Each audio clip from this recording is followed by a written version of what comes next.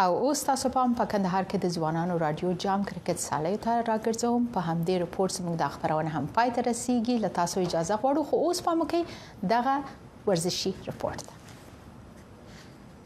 پنځم توپ په بیک پوسټ سره شاټ لوبېدل دي. د کرکټ دغه سیالي چې د کندهار په کرکټ لوبغالي کې جریان لري، د ځوانانو رادیو له لوري په شخصي لګښت جوړې شوي دي. د دې لوبو ځوان لوبغاړي وایي چې د با تجربه لوبغاړو سره یو ځای لوبېدل د دوی سره د کرکټ په وده کې زیاته مرسته کوي. کوم جونیئر هلکان څه دي په کندهار کې داسې نامتو پلیران څه چې هغو انډر 19 اے ټیم حتی تر ملي ټیم پلیران دي، د هغو سره دوی خپله تجربې هم شریک کړې او دا کوم جونیئر هلکان څه وي هغو یو شی ځینې زده کړو. نو دا د یو کرکټر دپاره ډېره غټه د ویاړ خبره چې یو جونیئر هلک دونه غټ پلیرانو سره بازي کوي.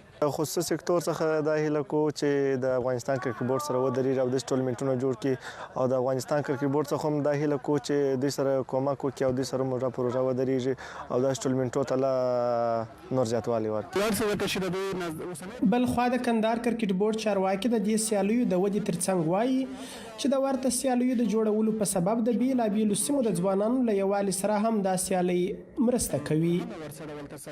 تقریبا د څو ولایتونو لوبغاړي سره ونښلول، هغوی د یوې سیمې پیغام بلې سیمې ته دوی په واسطه باندې ورسوه.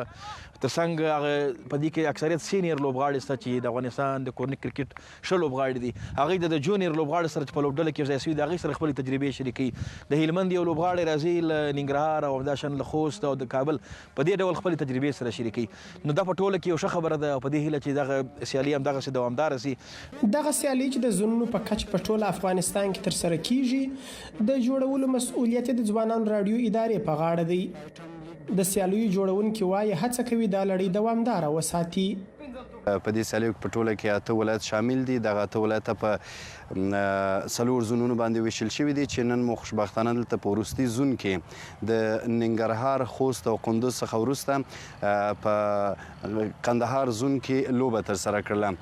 نن دلته هلمند لوبډله په لوبه کې بریالۍ شوه، موفقه شوه او اتلولي ترلاسه کړه چې له دې نه وروسته دغه موفقې یا کامیاب 4 لوبډلې به د دغه سیالیو دوهم پړاو ته لاره پیدا کوي او را روانه اونۍ به انشاءالله دغه سیالۍ په ننګرهار کې ترسره شي. د کرکټ دغه سیالي چې د 8 لوبډلو ترمنځ له تېرې یوې میاشتې راهیسې جریان لري، د کابل، خوست او بلخ لوبډلو وروسته د هلمند لوبډلې له لوري کندهار لوبډلې ته په ماتې ورکولو هم نیمه پای لوبې ته لاره پیدا کړه. شمس آرین، امریکا غږ.